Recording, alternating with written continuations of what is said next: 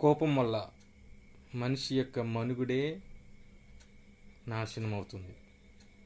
ఎందుకంటే కోపం వచ్చినప్పుడు మన శరీరంలో అనేక విష పదార్థాలు రిలీజ్ అయ్యి మన దేహాన్ని పాడు చేస్తుంటాయి. కోపానికి కారణం మనం సమాజంలో ఉన్నప్పుడు ఎదుటివారి యొక్క ప్రవర్తన లేదా మాట లేదా శ్రేష్టల వల్ల మనకు కోపం వస్తుంది. ఆ కోపం రాకుండా మనం కానీ కంట్రోల్ చేసుకోగలిగితే మనం ఆరోగ్యంగా ఉంటాం అని చెప్పడం ఈజీయే, కాకపోతే చేసుకోవడం కష్టం కదా. కోపంగా ఉన్నప్పుడు మౌనంగా ఉండండి, ఏమీ అనకండి.